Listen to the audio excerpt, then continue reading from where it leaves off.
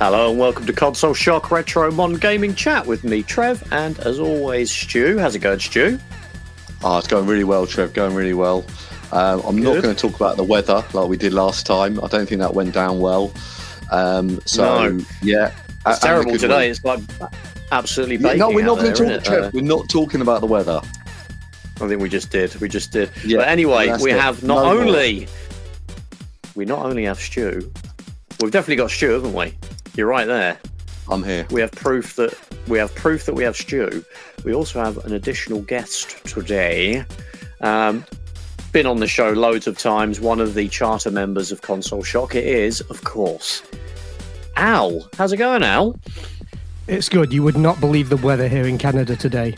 Oh no, We're not talking about weather. Talk about the weather. Weather. Hold on. I know. Weather. Hold on. I want to know now. What is the weather like in Canada today? Don't talk about the weather, Stu. No, I want to know.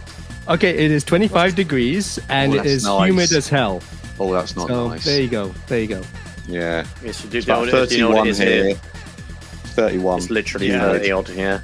Yeah, it's too hot. Horrendous. I have completely derailed the conversation already. This is great. I think a good way to get us off the conversation is, Stu, Yes. what is your favourite Crowded House song? Is this a joke about streaming? I'm streaming. No, I was going to make a joke. We're talking about how always take the weather with you.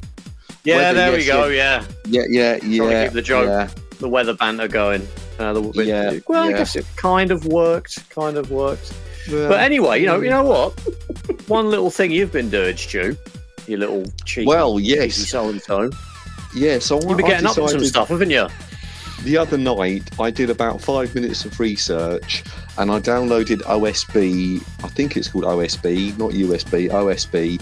And OBS. OBS. That's it. Yeah, OBS. Well done, Al. You saved me there. Anyway, so I downloaded a USB, and basically, I've started to stream. So I thought it was IBS you had the other night. That's what you were telling me. Well, I might have had IBS after a dodgy kebab. But anyway, I've had the USB, the OSB, and the OBS. I've had them all. So anyway, and they all gave you IBS on our YouTube channel. So I've done what games have I done? I've done SP Grand Prix, which is the new game from Roz, who was a guest. I'm sorry, Stu, but we just made a joke about IBS. Then you just said you started streaming, so that's kind of... Yeah. No, I got it, Trev. I got it. Yeah, just want to make sure that the audience see that connection that we made. Anyway, you were streaming. Yeah, and then I played Resident Evil and I shit myself.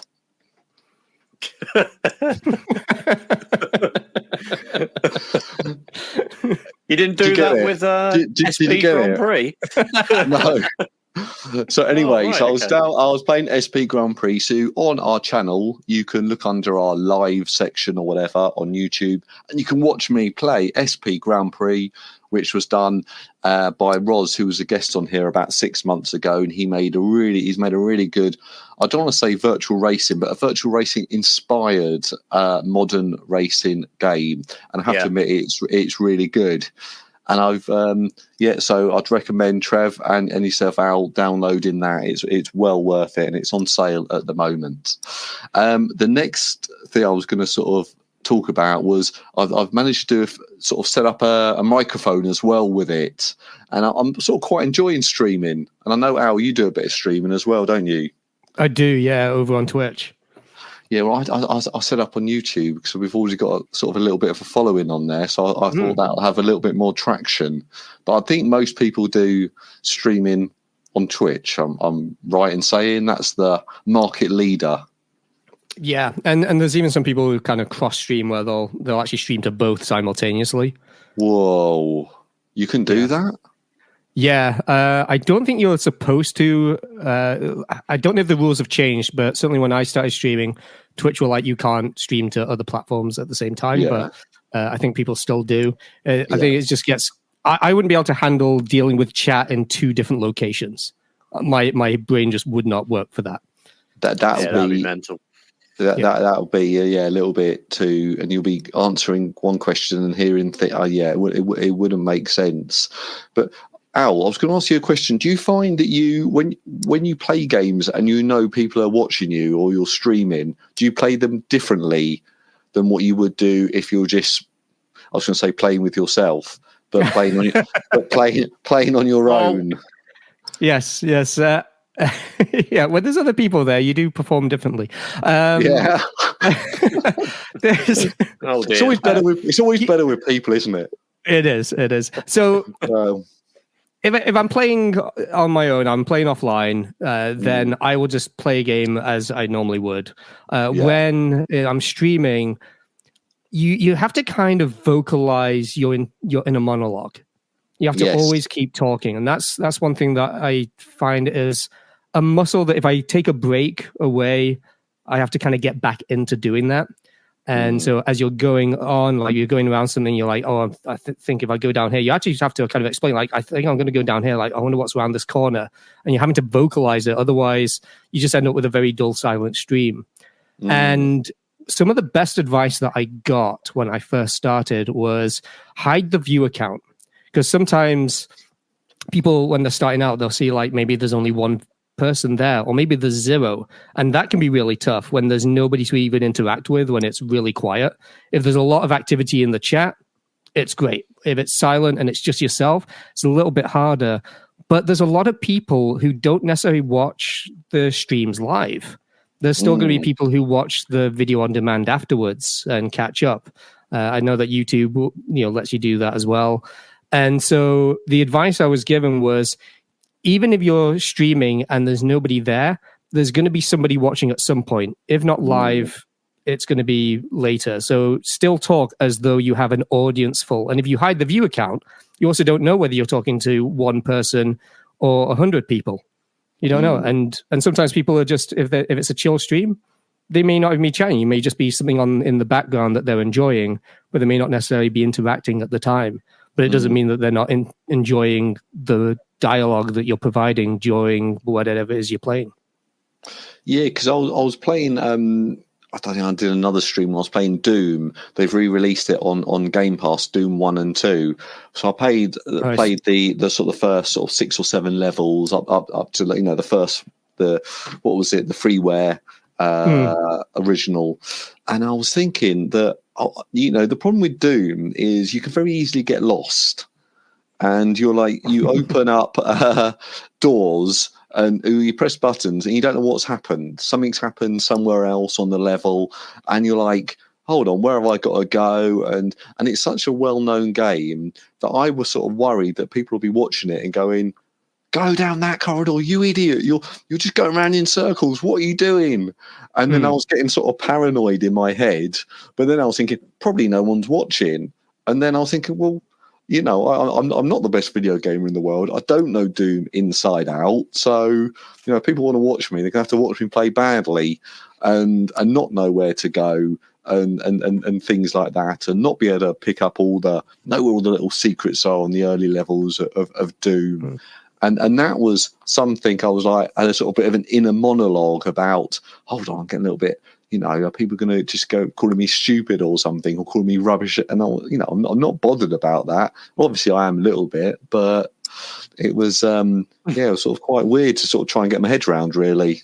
Yeah, I found that, especially if you're kind of explicitly saying like, this is my kind of first time playing this, or I've not played this in so long I can barely remember it, then a lot of the community online are really understanding and don't give spoilers, that they don't do backseat gaming. However, that being said, I have found that was very difficult with Star Wars communities. So when I've played Star Trek games, I've played Doom as well. I played Brutal Doom, so it's my first time playing that mod for it, and a few other games. Minecraft is the main one that I stream. Yeah. But I found whenever I played any Star Wars game, backseat gaming happened all the time. And there were definitely people who were quite snobbishly kind of coming in and going like, oh, you're supposed to go this way. Why are you doing that, you loser? Yeah, rubbish. It's just like, so there are certain times that happens. But if you get a good community and you get people that you trust and have some moderators can actually be very good at shutting that kind of stuff down, and you'll find that people in the chat tend to self-police that kind of behavior as well, because then everybody has a good time.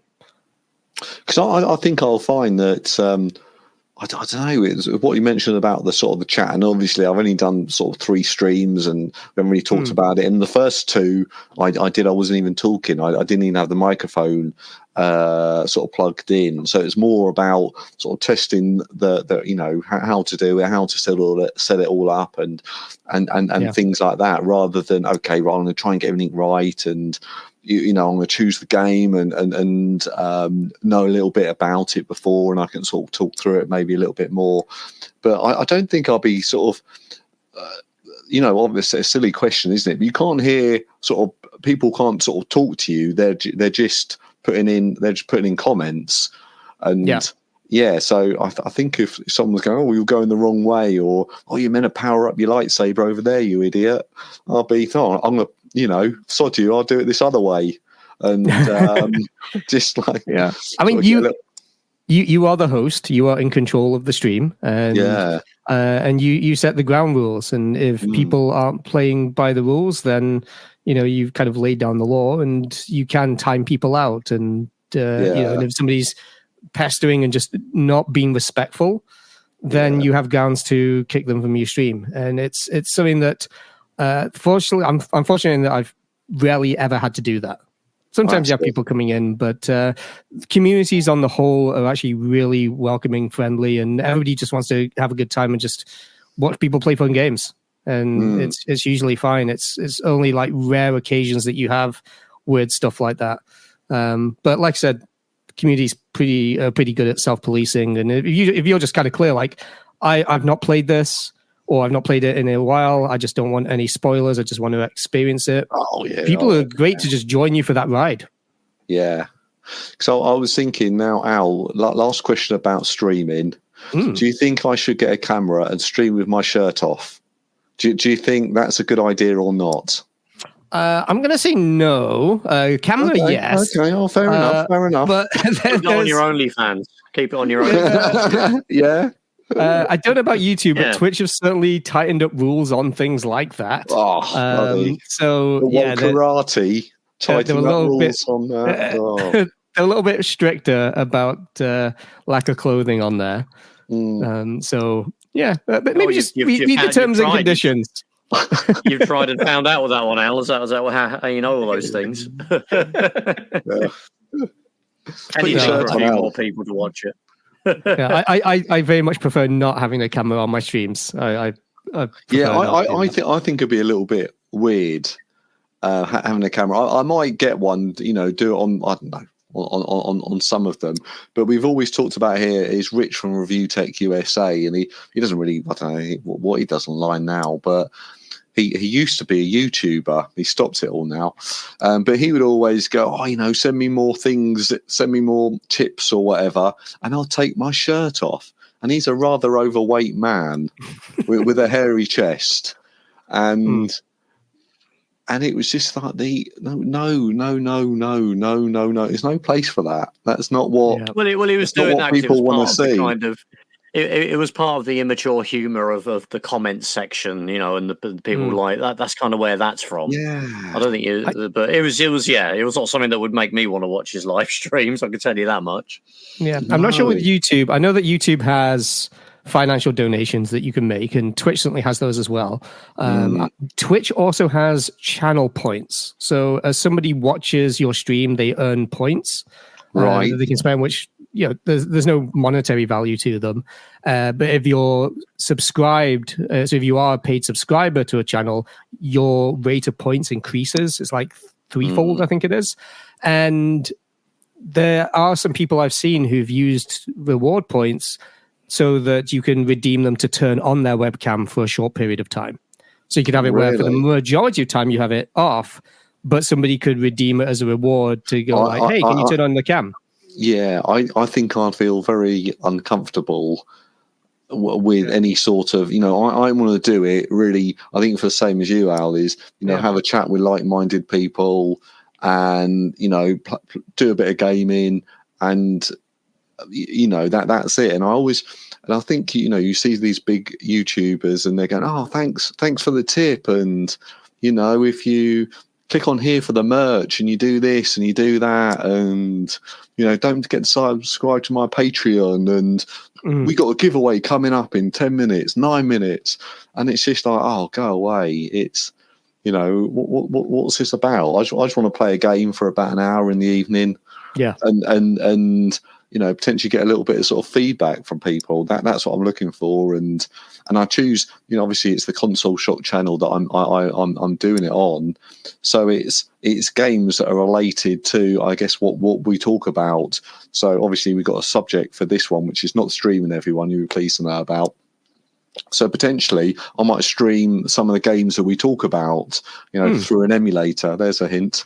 But yeah, so that could be sort of something to sort of relates back to sort of Console Shock. But yeah, I think that's a great way of doing it. Yeah. And it's interesting because obviously Doom was a good thing to pick because it's just come out. That sort of one double pack of it, or whatever it kind of is. I already had Doom 1 and 2 from like a previous re-release. And they did it on Steam, and it got automatically upgraded to the new one, which is a pretty cool thing that Bethesda normally, you know, often do. They've done that with Quake, haven't they? Before, yeah, it's got about 6 or 7 other games there as well, based in the Doom. It was Doom, but expansion packs, and some were done like a year ago or 2 years ago, and you can easily get to the mods as well, can't you? I haven't tried it. I haven't tried going down that route yet, but I'm always a little bit, I don't know, I was going to say sort of scared of mods, but well, the ones that are in the game, they're in this game, are obviously ones that aren't going to break anything. Like Al actually mentioned Brutal Doom, which is really good. I've played that myself. It's like an ultra violent version of Doom. Like you shoot when you shoot people, you know, they sort of leave their entrails sliding down the wall next to them, and it's just like a super gory version of Doom, but it's it's a lot more fun. Yeah, not only that, but like you also, I was playing it through GZ Doom, and so you also get proper mouse look. Now it used to be that you could look up and down, but it made no difference in Doom as to where you were aiming, whereas this actually does affect. Yeah, because Doom is really just a 2-dimensional game. Exactly, you don't look up and down, do you? As long as they're in that line down the middle of the screen. Yeah, that's it. Yeah, so you could be actually, your camera could be facing down, but you would still hit the target because it is that line of sight. But with this mod, it allows you to actually look and aim just with any 3D shooter. Ooh. So it feels a bit more like what people are used to, because sometimes going back to a game from that era when you've not played games from then in a long time can be a little bit jarring, even though back when that came out, that was all the thing. Like back then we were moving around with arrow keys. We weren't using WASD back then. No, exactly. You know, so it's kind of alien to go back to arrow keys, I find, whenever I load up a game and that's the default control set for it. You didn't even use a mouse, did you? No, it was just literal keys. Like Doom was one of those few games that did have mouse support, though, which is really interesting. Yeah, but I don't remember people using the mouse. No, I think Romero had made a point. I'd seen an interview with him where he was saying that they added mouse support because they felt that the mouse was the best way to play Doom, but everybody was just used to keyboard, and so it was just keyboard controls that everybody was dealing with. But that's just how games were played back then. Yeah, exactly. That's how I played first-person shooters, and it wasn't until, I don't know, years later that potentially, you know, the mouse and keyboard. And actually, a little while ago, I brought the game Kingpin on the PC, and I installed it on my sort of retro sort of PC, and I went to play it, and it wasn't WASD. You had to use the arrow keys on the other side of the keyboard to control it, and it was sort of that old. So it was before, and I was, how do I control this? And it was like really awkward on working out sort of what to do. So I might have to sort of play that again and actually sort of change all the controls around to sort of make that work a little bit better. Yeah. Did you ever have that as well, Trev? Like, because I know that for me, when WASD came out, I found it very awkward to transition over to that. And then I've had similar things to used to where I go back and now it's like it's odd to transition back to arrow keys. Did you ever have any of that as well, Trev? Yeah, I remember playing emulators, in the late 90s, early 2000s, using just the keyboard, and having playing NES games and Mega Drive and Super Nintendo using the arrow keys for the D-pad. That's even weirder. And, it's super weird, but I did it so much that I actually kind of got good at it, and I was able to do it. You couldn't really play certain games you couldn't play, but like Sonic the Hedgehog and Mario, where basically you're just pressing a jump button. Something like Street Fighter 2, you probably wouldn't be able to do, but platform games and some of those slower paced games as well, you could do. But to be honest, Doom I probably played most on like the PS1. I didn't play it on the PC. I had a friend that had a PC when it came out, and mostly playing that shareware demo. That's how kind of Doom became popular.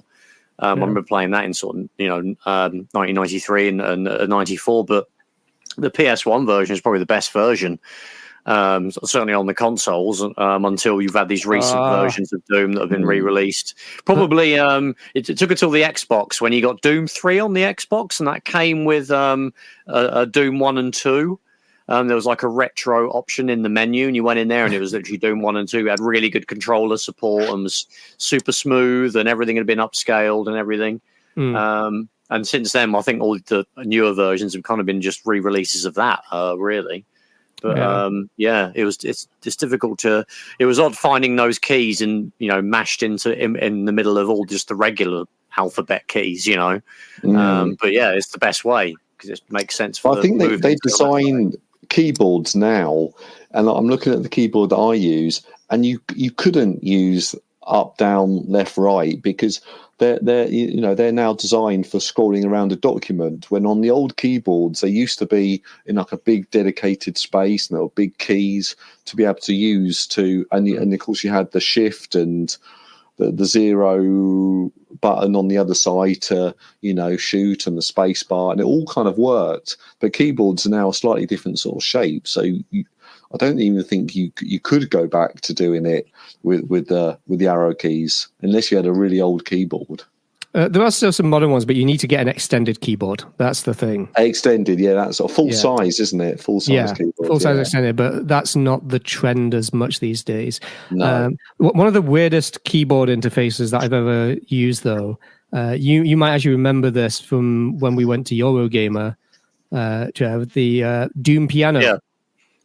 Oh yeah. That was incredible. Yeah, I remember we saw that literally in the flesh, didn't we? It was amazing how they mapped it all to those keys. I think wasn't there a guy playing it who maybe invented it, and he was like playing it. It looked like he was playing it with just a regular keyboard. Yeah, it was just as good as. Yeah, it's so weird to move around though, because you basically got it's like 8 of the keys were actually for movement, and it was just repeated down the entire length of the keyboard. And I remember just trying to play. I was like, I wonder what happens if you actually try and play music. And so I started playing the theme tune to Star Trek First Contact, and it was like Doom Guy was just having an aneurysm. Yeah, just going all over the place. It was just a complete and utter mess. It's like you can't play music and expect anything to happen. It's it's awful. But playing it is such a weird thing. But the fact that you can run Doom on anything, including a piano, is pretty spectacular. Yeah, it's pretty amazing. Obviously, fridges and anything that's got an LCD screen. Far more impressive than a calculator. Oh yeah. Far less practical, but more impressive. Yes, is what we keep gunning for with these new versions of Doom coming out on different things. But talking of making stuff run on hardware, perhaps very small hardware like handhelds, for example. Good segue, Trev. I see what you're doing.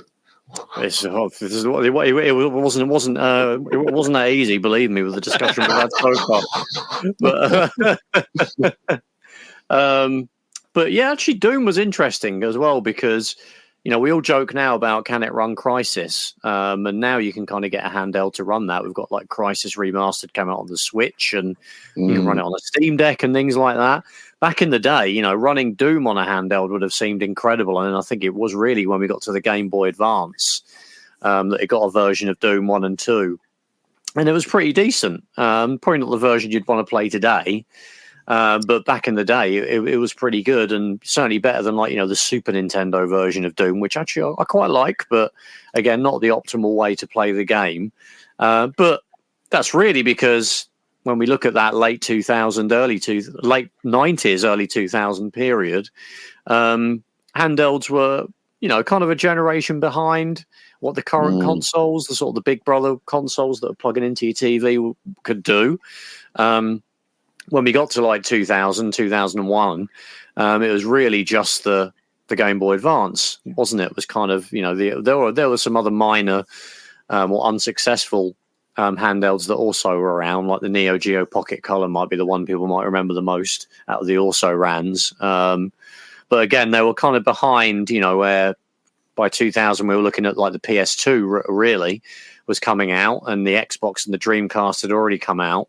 The handhelds at the time were really behind in terms of what they could do. And there were actually some others that would come out in a couple of years after that, 2001, 2, 3, going into 2004, we had the N-Gage. And that was interesting because obviously it was kind of a phone. It looked ridiculous because, you could actually talk to people on it because it was a phone, but you had to hold it sideways to do it. So it looked like you were holding a taco on the side of your face. And with the portrait format screen, we've done an episode on the N-Gage, so you can check that out. But it was impressive in the sense you kind of got graphics that were kind of on par with a PS1, which was something we hadn't seen before.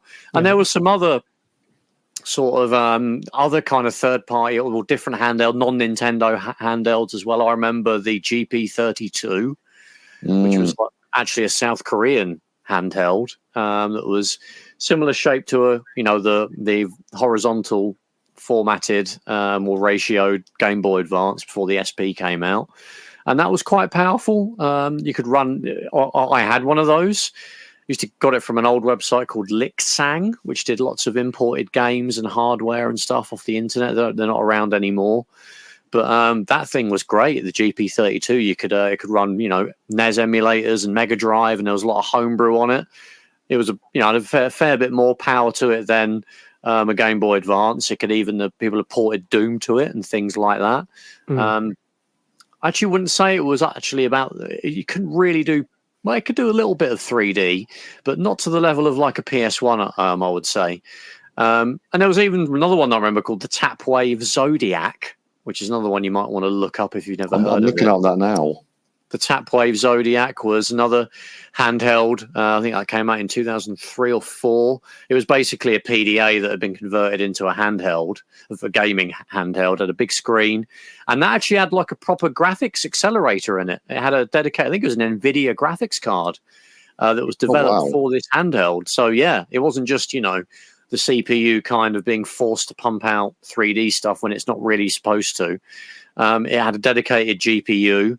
And that could do sort of N64, I would say, between N64 and probably Dreamcast level graphics. So that was quite impressive. And it had like Duke Nukem on there. Doom again was on there. A few other kind of quirky sort of 3D accelerator. I think it had like Spy Hunter, which was like a modern remake of the original arcade game, but it was a 3D racing game. And that was actually probably better than an N-Gage in terms of the 3D that it could do. I mean, Al, do you remember any of these sort of, obviously Game Boy Advance, I would hope you would remember, but do you remember any of these other adjacent sort of handhelds in that sort of very early 2000s era?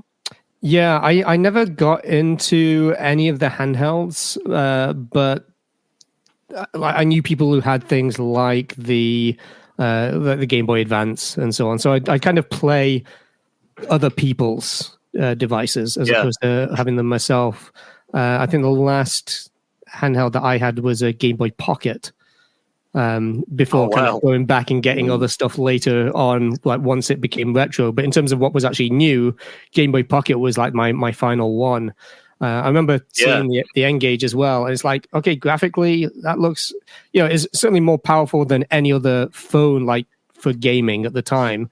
But it looked ridiculous. I'm like, it's like if you're buying this as a phone, like that's nonsense. It looks stupid. I'm just being blunt. It really did. 100%. It did everything absolutely wrong. But one you didn't mention, Trevor, was the Gizmondo. Oh God, yeah, pretty good, pretty powerful. And I remember hearing about the Gizmondo. Maybe I was at university at the time in the early 2000s. So I came up to London. I went to Regent Street, and I went to the Gizmondo shop. And I can't say I was that impressed. It was a real. It was one of those places where it was a real urban sort of theme, and I went down to the downstairs, and you could sort of play on them, and it's literally the same shop that is now the Apple Store, where I used to work. Oh, it is literally. I thought it was further down, but then it's the same one. I think immediately after Gizmondo went tits up. Going into 2004, I think that's not long after that is when they opened the Regent Street Apple Store. So yeah, kind of freaky. That's done all right for itself since that's been open. But yeah, they spent all that money on that on hiring that place, I guess, to launch this handheld, and it was just a disaster. Absolutely, How did it compare to the Gamecom? It was colour. The Gamecom was black and white, wasn't it? Yeah, it was. The Gamecom was awful. I remember seeing that on the store shelves in Toys R Us and just looking and going like, this is just dead on arrival. It sounded cool. It sounded cool because it had like a modem and you could like go on the internet and it had terrible graphics, even by Game Boy standards. It was like couldn't do scrolling really that well at all. It was just it was in Toys R Us, they were advertising it right next to the Game Boy, and I was just kind of like, this doesn't look good enough to. Yeah, if I remember, they had things like Resident Evil 2 on there. They had loads of weird stuff. A Sonic game, I think. Fighters Mega Mix. Duke Nukem 3D was on there. Yeah. Duke Nukem Fighters Mega Mix. You might actually think, well, actually, it was better than the Game Boy. I think, sort of power wise, but obviously, you just didn't have the good games really. Yeah, they managed to get like Mortal Kombat trilogy as well. They got all these weird, like low rent sort of ports. Yeah. Probably done internally, to be honest, by Tiger. I don't think they got any actual genuine studios. It was an upgrade from the Tiger electronic handhelds that they had. Yeah. Like, I mean, that's a pretty low bar though. Not saying much. No, it's not. Some of those might arguably be better. Actually, yeah, you're probably right on that front. Yeah. But it was kind of, they tried something different. Like I said, it had like a modem. You could go online with it. I don't know if you could get email or anything like that, but I think you could. But it had like a calendar and some sort of PDA bits to it. But yeah, I mean, Stu, you just said you looked up the Tapwave Zodiac. You don't recall that at all then? I've never heard anyone talk about that. And I think this evening I'm going to have a quick look on sort of YouTube and sort of find a video about it. Because I'm sure someone's done a great video. But I've never seen that either. Fingers crossed it's not the Top Hat Gaming man. No, if it's you'll know it's him because there'll be a picture of a sexy anime girl in a bikini. So you won't believe this outstanding. You won't believe handheld.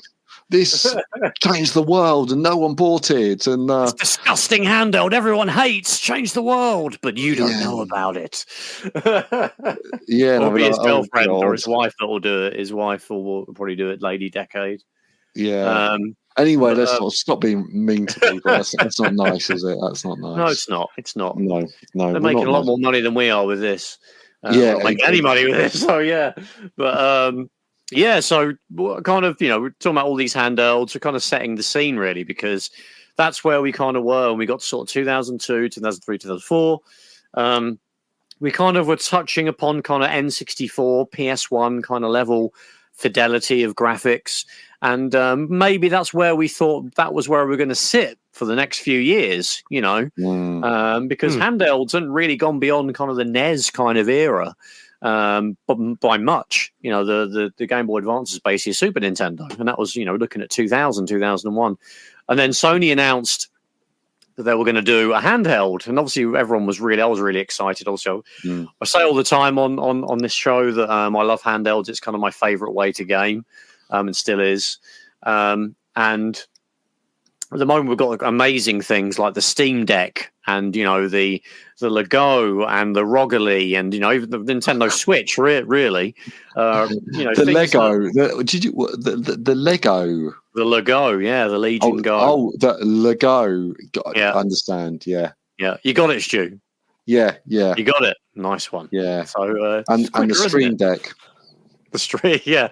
Like I said, it's funny because Al always mentions that to me because we do our other show, the Star Trek show, and you mentioned, like, I've got to get my Stream Deck set up. Obviously, my brain goes straight to, like, Steam Deck. But don't you mean Steam Deck? Yeah.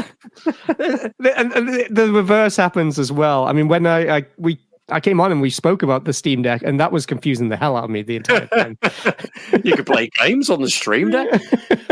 Yeah. So yeah, things like the Steam Deck is obviously, handhelds now that can basically play, the modern games. Obviously, the graphical detail has to be dialed down for it to run, but you're not, a studio's not having to go away and make a baby version of a game that's completely different and separate from the original to have a handheld version. That's where we're at now. And I would say it's because of the Sony PSP that we're at that stage. And when I saw the Sony PSP, it was mind-blowing the first time I saw it. Again, we knew that Sony were making something. I think in my mind, I thought it was going to be like a PS1, which would have been great even if it did end up as that. And maybe there'll be lots of ports of PS1 games.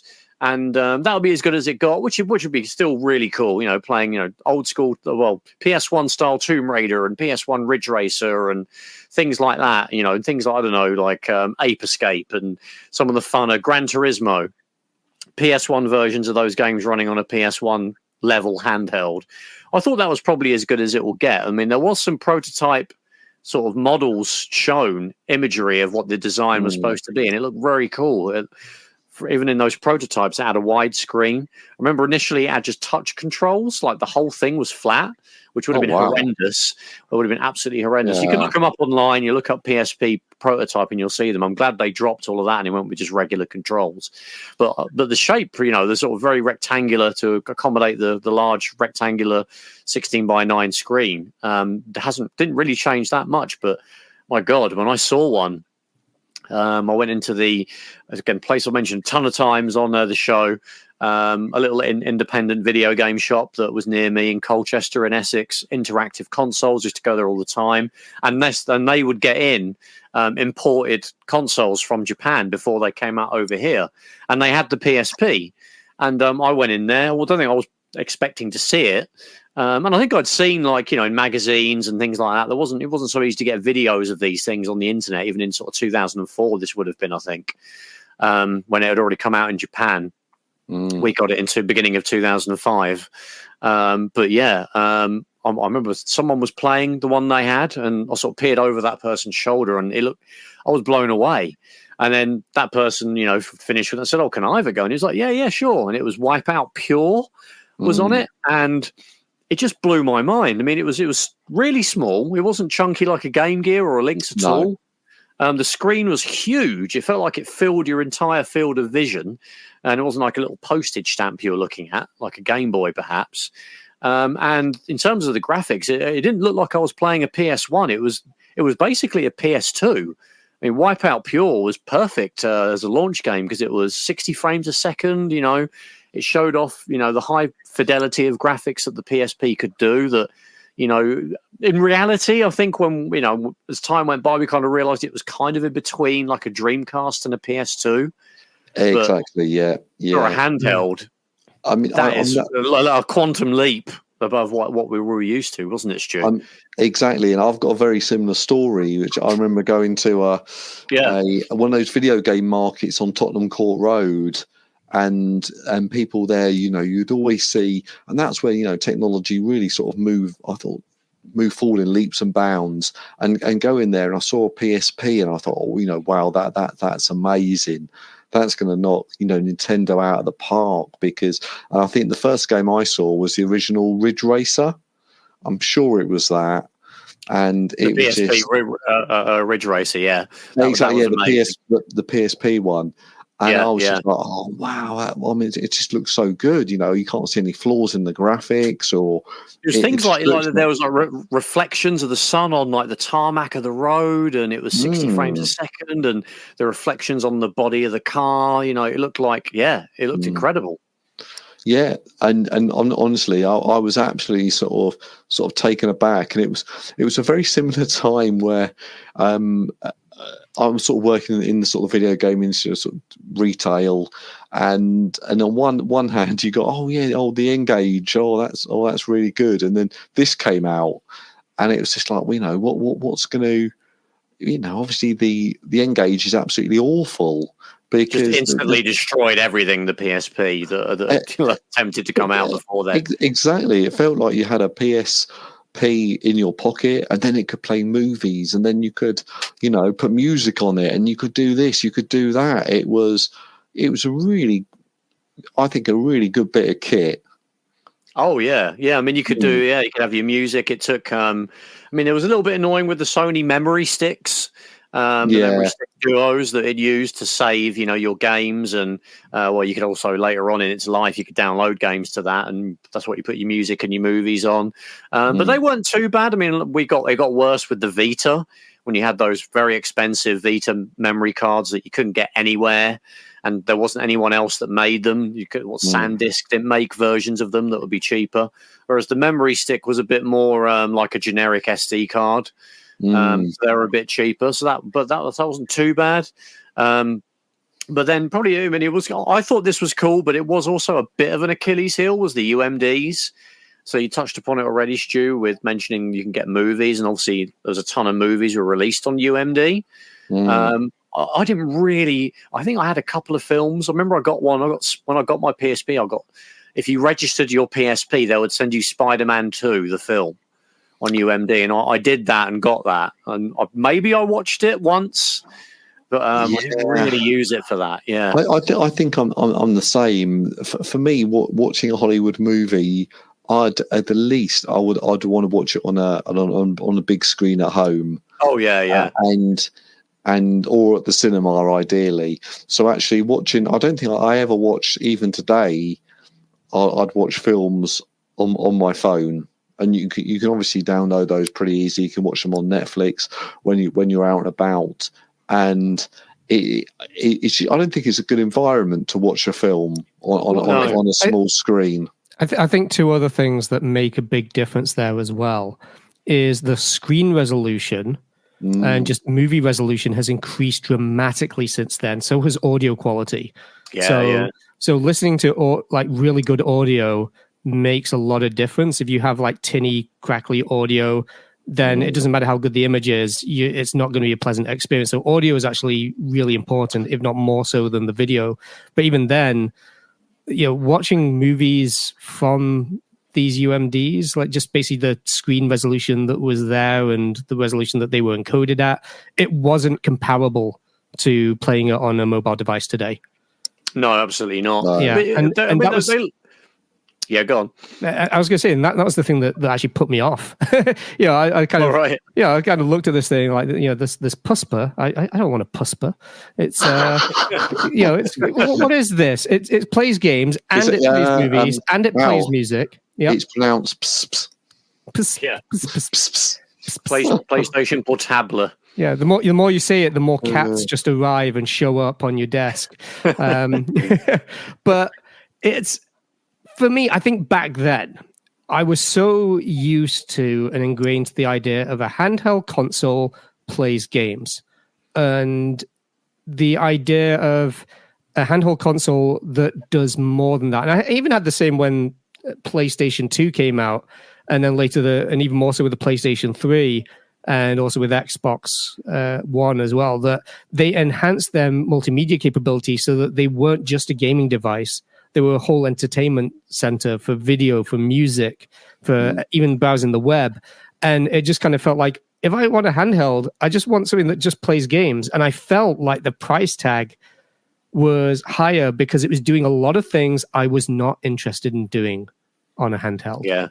And that is what kind of put me off actually even getting one and upgrading to that.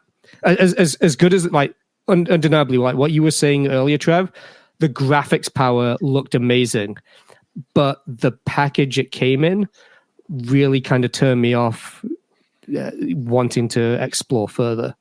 Yeah, that's probably a good point, because ultimately it went up against the Nintendo DS, and I think a lot of people felt like you did, and they probably went for the DS. Yeah. I mean, it was obviously a lot cheaper for starters, but it had a huge library of excellent games.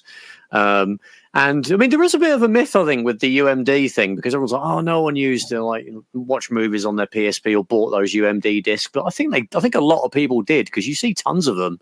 Yeah, and something. Well, that's kind of dropped off a little bit in the last few years when the secondhand stock has been bought up. But for years, you would see shelves of those UMDs. So, and Sony, I'm sure would have just pulled the plug very quickly if they didn't think they were selling. So they obviously had a degree of success with those movies. And not only that, but like when you went into, especially the massive flagship HMV on Oxford Street in London, they had a massive section dedicated just to UMDs, and they wouldn't have done that if they weren't selling them. Yeah. And there'd be deals like 2 for 1 and things like that. So clearly, and to be fair, I actually. I've got a couple of UMD movies that I've always had but never used, and I think a few months ago I was playing with my PSP and I thought, I wonder what a UMD movie looks like these days. Now I'm used to watching movies on a phone with crazy high pixel density screens, and actually I think it was Alien, and I popped in the UMD movie of Alien and watched it and put my headphones in, and you know what, it was actually pretty good. It's pretty, obviously the resolution is tied very heavily to the pixel resolution of the PSP screen, so it looks very sharp. Obviously, it's going to be softer than what you would expect, what you would get on a phone now, if you're especially in HD. But it looked pretty good. It looked like a fairly sharp DVD, and the sound was great. Obviously, it was just stereo, but it was actually a pretty good experience. So I can see. People commuting, don't necessarily want to play a game, but in those days, obviously, you couldn't easily stream stuff and download stuff for TV shows and movies and things. And there are ways of doing it, but it wasn't in a particularly, the PSP probably had the best solution, is going into a shop, buying something, sticking it in your PSP, and bang, it plays without having to do anything. On a nice screen as well, on a fairly big screen. Phones weren't really doing that very well until near the end of the PSP's life, I would say. So I can see where the appeal was, but the strength of the PSP was certainly in its games, but also the UMD was probably a bit of a detriment, in the sense that games that used UMDs, which is most of them, of course, there was download options available later for when the store, the online PSN store, became available on the PSP. But that would take a hammering on the battery life, because obviously it's got to spin those discs, and the loading times obviously would be the loading times weren't great on the PSP, and I think the 2000 model obviously didn't come out in 2000. That had more RAM, so it would actually load the games a little bit sort of quicker. But I think one of the things that I actually, I like, like we all do, when you go to bed, you put on, you'll play on your Switch or something. And I thought, I'll quietly play on my my PSP, and I think my girlfriend was sort of falling asleep, and I put in the PSP. It's like, it was loud, yeah. And she's like, what's that noise? What's that noise? So of course, she's trying to sleep, so I turned it off. And you don't actually realise that, oh God, that was quite a sort of a noisy sort of experience. And all the games work. There's no problem with the drive. It's just it's got search to find the data on the UMD. So that's a mechanical process. Exactly. It's going to make noise naturally. It was a lot quieter than computers were at the time. I think we were just used to everything being noisy and everything being mechanical. Yeah. And I think as well, that kind of reminds me how when it came to choosing a movie, like I thought, what would be the point of buying it on this universal media disc if that's the only device I could play it on? Whereas if I bought it on DVD, I could play it on my DVD player. I could play it on my computer. I could, if I wanted to, I could get a portable DVD player and still play it on that. So there was just so many more options to play it, whereas obviously these were kind of limited. And they were almost kind of, correct me if I'm wrong, but they just seemed like DVD versions of minidisc. But I would say so, yeah. But didn't look as cool. It was definitely like a design for that era, but I still don't think they looked anywhere near as cool as mini discs did. No, I mean they did put them in a shell, which obviously is a good idea when you're dealing with a handheld, because obviously people are going to be carrying these things around, much like mini discs, and so you got those little shells that they came in, so you're not touching the bare disc, and I think that was nearly a couple of gigabytes that it could fit, or just I think it was around that. So yeah, you could get a decent chunk of a game in there, not quite to the level of a DVD, but it was approaching, certainly beyond what their DS game card, which were basically sort of glorified SD cards, I would say. Yeah, I mean the discs themselves weren't that dissimilar in size to what would end up in the GameCube, but it's just exactly. casing. But unlike mini disc, there wasn't the metal cover that slid over like old floppy disks had. It was just a cutout on the back. That's right. The laser to read. So no mechanical, no moving parts on the actual disc itself. Which again might be a consideration to save a bit of battery or something, where the PSP would have had to have opened that in some way. Although there's ways you can sort of without using anything mechanical. And I wonder to if do just that. Manufacturing costs maybe compared to what they learned from making mini disc, because that was Sony's technology as well. Perhaps they were inspired by the GameCube disc, because obviously that was a few years before the PSP, 2000 and 2001, when the GameCube sort of was released. So maybe they saw those discs and thought, wow, this is something that could work in a handheld, and develop their own. And it was about 1.8 gigabytes that you could get on a UMD, which is not too bad, because games, I think if you compare that to a DS game, they were like 32 megabytes, weren't they? Exactly, yeah. They were an absolute sort of tiny amount. So I think the PSP games, and I mean, I sort of want to quickly touch upon the, what was everyone's sort of favourite games on there. And I myself, I really like the God of War games, and actually I don't really like them on the PS2, and I can't get my head around them on the sort of the newer systems, but somehow playing it on the PSP just sort of felt right, and I don't quite know why, but things like that, Pro Evo always felt great on the PSP. What other games sort of come to mind you guys played on?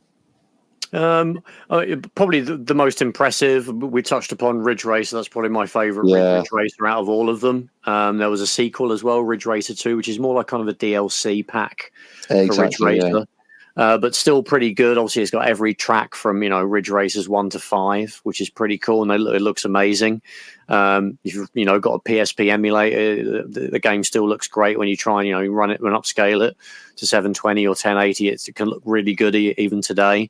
So that was one I was fond of. I mean, a lot of PS2 games and multi-platform games got really good PSP versions, like Tekken Dark Resurrection. Tekken that's 5. true, yeah.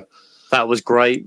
Pretty much the same as the PS2 version. In fact, had more stuff in it. In fact, had some extra stuff. There was Tekken's, what was it? Tekken 6 as well? Yeah, that's right. Yeah, that came later in the day. 6. Yeah, there was 2 Burnout games, which were really good as well. Yeah. Grand Theft Auto. I mean, God, that was the full fat Grand Theft Auto experience. I mean, it didn't run brilliant. The frame rate was a little bit janky. I mean, it was, a handheld basically trying to recreate an open world 3D game. And it did it, it was the same as playing Grand Theft Auto 3 on the PS2. I mean, that was a really incredible kind of mind-blowing moment, was to play that on a handheld that you fit in your pocket. Something that you felt completely needed every ounce of the PS2's power to be able to, create that 3D open world in the Grand Theft Auto games, to get that on a handheld and be pretty much the same experience. So that was pretty incredible. The Liberty City Stories being the first one. Yeah, I mean, with credit to Rockstar, just the amount that they have able to squeeze out of every platform that they've put a Grand Theft Auto title on is just incredible. Like when you think of the Xbox 360 and PlayStation 3 being able to support some of the later Grand Theft Auto titles and what they were able to pull off with that, even though it is still a slightly lesser experience, it's not lesser by that much, realistically. No, not at all. I mean, probably the graphical detail has taken a little bit of a hit, but not really. Yeah. It still looks great. Yeah, I had Grand Theft Auto 5 on the Xbox One, and then I sold my Xbox One to get a Nintendo Switch, and later on picked up a PlayStation 3 and Grand Theft Auto 5 again. It's like, yeah, I get to play this again. And I was really concerned, like, is this going to be like a real downgrade? Am I going to notice it? And to be honest, it's kind of one of those, I think it's just been so long, I don't actually remember what I'm missing. Because yes, I know it's going to be a lower detail graphically, but not to a point where I'm like, oh, this is crap. Not in the slightest. You know, it's still like 720p. It's still HD, and it's runs at a decent frame rate. And it's incredible how well it runs on a PlayStation 3. It's like they are wizards when it comes to just game efficiency and performance. It's brilliant. Oh, absolutely. You got to think that Grand Theft Auto Liberty City Stories, that was a launch title for it was for the PSP. Was it? Okay. It was so they didn't have we'll learn the system over a period of time. It was a launch title, and it was I sometimes I can't get my head around why the PSP wasn't talked about in the same sort of conversations as the Game Boy or the DS. And it really should be, because everyone absolutely loved the PS2, and it was basically a cut down or a portable version of the PS2. Yeah, I think it was genuinely ahead of its time. I think it was too alien for a lot of people to wrap their heads around how powerful and how much closer to a console-like experience, especially the direction Sony were going in for things like the PlayStation 3. The idea of having something like that in a handheld, I just think we weren't really expecting or ready for that. And I think them focusing on things like having movies on there made it just this weird system. And so when you're thinking about, okay, let's talk about games and game systems, that was more of a multimedia system. And I know that's why I kind of largely ignored it. And I think it's a good point, Al, because you've touched upon something else as well. Like, it was stuck in a little bit of a rock and a hard place situation where it's powerful enough, more than powerful enough, to produce games that are basically a full fat console experience. But at the same time, it is a handheld. So do people want to play those games on a handheld? Yeah, maybe they want. And you got to think, Trev, is that people are like, oh yeah, it plays music, you can watch movies on it. Yeah, but then on the other hand, things like the iPod were coming out, and then they played music so much better than what the PSP did. Yeah, and then you could get movies off the the same time off iTunes and put those onto your iPod, and so I think it did a lot of things, and maybe not all of them it did perfectly.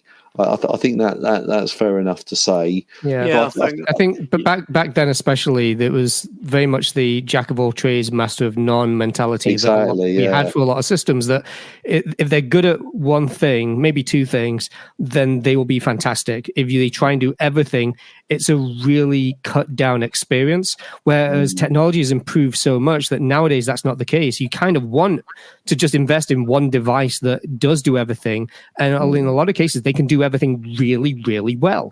But back then, I think, like you said, like when there's other products there that do music better or do video better or just are focused on games, why would you not go for the one that is going to be a good experience for that one thing that you're after? Yeah, and I think again we touched upon the iPod when we got to 2004, when the PSP was coming out in Japan, and then 2005 here, you had the iPod Photo, which is basically an iPod with a color screen. It was pretty much just for photos, but I think when you got to 2005, 2006, they'd started to support video. So that's something that the PSP didn't really have that advantage anymore. And it was a case of, there was the beginnings of being able to buy that stuff on iTunes, and I think there also were other ways you could just import videos from whatever random videos you've got on your hard drive. There were ways to get those into an iPod, and you could do that on a PSP, but it wasn't really it wasn't the only place to do that. I think is where the issue there is. But in terms of we talked about it as well. Like, it should be revered a bit more, and I agree. It's easily the best non-Nintendo handheld until obviously we've had things now like the Steam Deck. Before we got to the era where we are now, where we've said already that developers maybe struggled between wanting to put a full fat console experience on the PSP out there, but people might not want to play those things on handheld. There was certainly, I like doing that.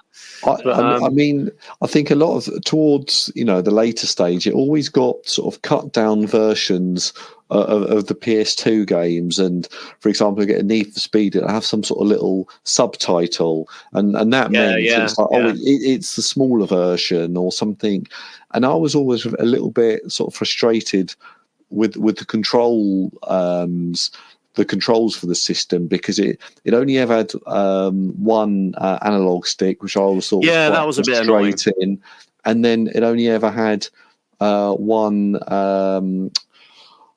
shoulder button instead of two. So some of the games, like you think, I need to control the camera, but then you'll have to use the shoulder buttons to sort of move it around to the way. So you have to play games ever so slightly differently, and it was a real credit to some games where they made you really feel that, this is the way it should be controlled. Then other games, like more the first-person shooters and things like, I won't touch that on the PSP. It will be, controlling a tank or whatever. It'll be awful.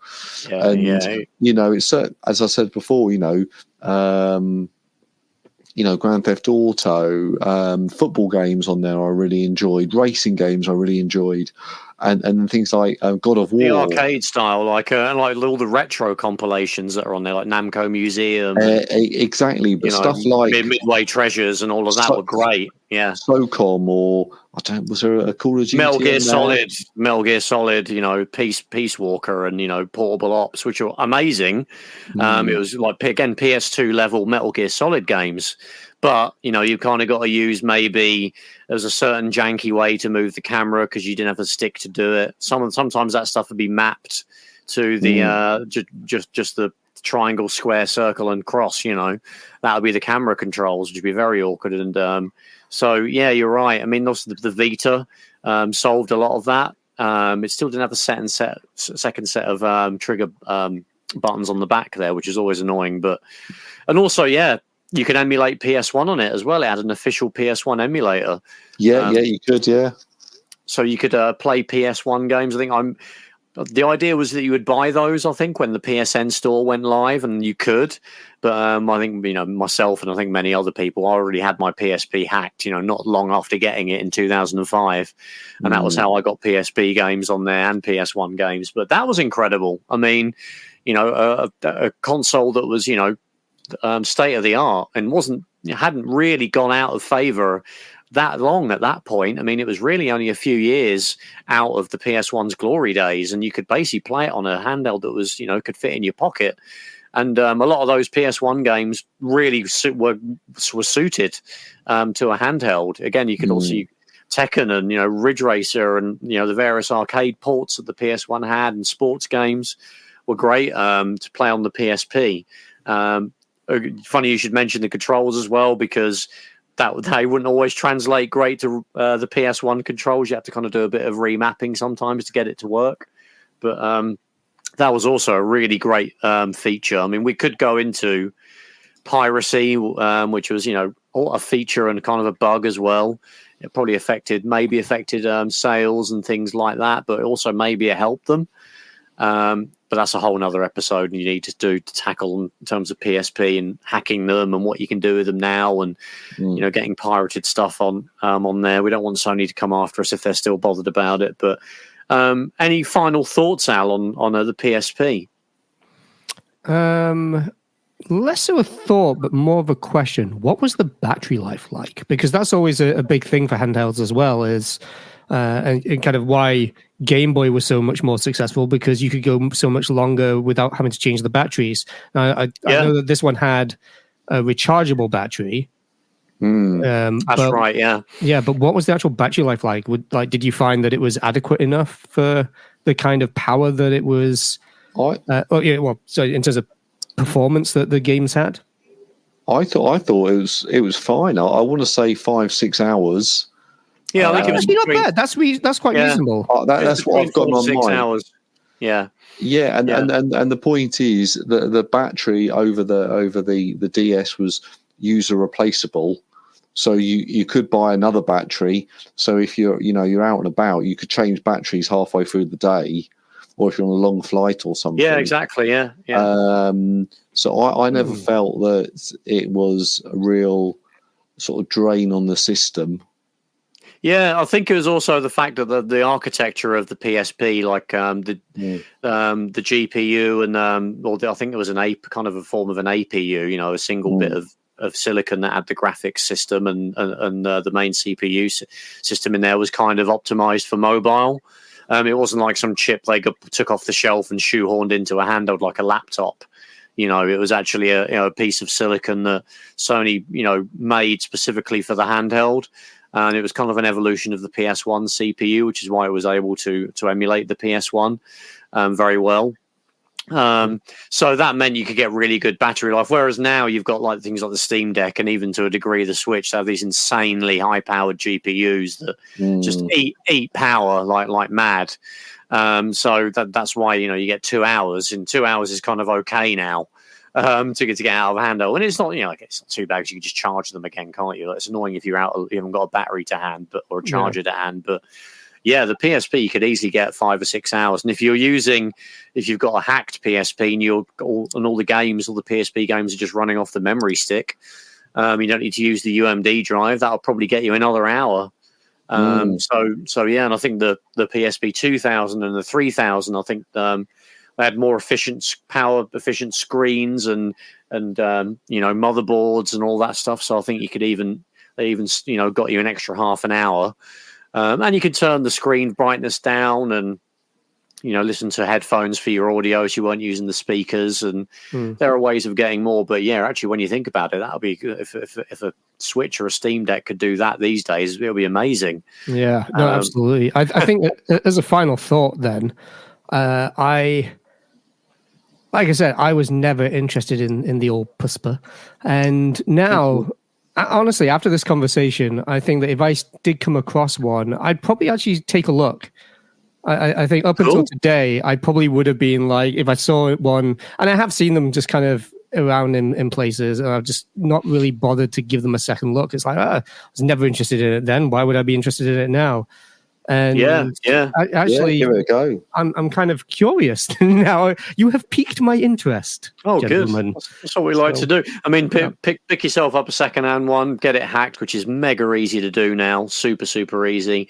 You don't have to use the Sony memory sticks anymore. You can get adapters that allow you to use SD cards. Those old memory sticks. That the name has been repurposed, but they were the original Sony branding. Before they just became a generic term. Yeah, so you had the Sony memory sticks, but now you don't need to use them. You just get an adapter that lets you put an SD card in there in that same slot. So you can have hundreds of gigabytes of storage. And, if your PSP's hacked, you can, put backups of the games. You can store, a huge chunk of the PSP library, without having to put UMDs in and emulators and PS1 games. So, yeah. And that also means you're not going to wake up your partner in the middle of the night. Yes, exactly. With a whirring UMD disc. You could even get a cheap PSP the UMD drive's broken on. As long as the screen works and the motherboard's working, you don't need it necessarily. I just caught myself saying UMD disc, where the D stands for disc.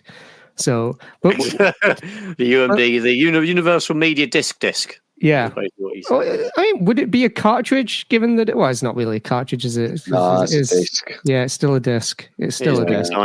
Absolutely a disc. Yeah. But I definitely would absolutely grab yourself a PSP. They're pretty common and they're the amazing library of games, and you could do even more with them if it's hacked. I mean, Stu, have you got a final thought? Yeah, no, just the same. It's I think a few years ago I went through, maybe sort of 5-6 years ago, I was just picking up games left, right, and centre, and they were pretty cheap, and yeah, they are, yeah, and it's a really good little machine to have, and it's a real sort of time capsule for a sort of a period in time, sort of to play on the games. And I think we could, there's so many more accessories that came out for it, and bits and pieces where we can talk more about it. But yeah, I think, I mean, especially to Al, I'd say get out there and get one, and mod it, get a few games on there, and I think you'll generally sort of really enjoy it. Yeah, 100%. 100%. Cool. So Al, where can we find you on the interwebs? I am at twitch.tv/AlistairMcFly. I also have a podcast that I run with a certain good fellow, also named Trev. Good-looking guy. Well, yeah. In fact, that sounds like you as well. Looks like you. It could, in fact, be you. Yes, we have a new podcast about Star Trek called Subspace, and you can find out more about that at longrangesensors.com. Cool. Thank you, Al. And Stu, where are we on the internet? Oh, we're everywhere. So you can find us on YouTube, search Console Shock. You can find us on Facebook, search Console Shock, and any of the podcast clients. Again, if you search Console Shock, you can find us on there. And then I'll appreciate your feedback with the stream, and if people want to, check out some of those and leave me a comment and tell me how rubbish I am at Doom, that'd be much appreciated. I'm sure they'll be nice. I'm sure they'll. No. Just the internet. The internet. Everyone's horrible on the internet. Name of a good book that'd be. Yeah. You will end up with a fantastic community. I hope so. Especially when you've got people coming over from listening to this podcast. Yeah. I can speak from experience that having the support of a really cool community is one of the things that makes you continue to want to stream and entertain and spend time with those people. So, and I will definitely drop a follow and hopefully catch you on a stream as well. Yeah, definitely. Cool. All right, guys. Well, thank you very much for listening to the latest episode. Take care, and we'll catch you in the next one. See you later. Take it easy. Bye-bye.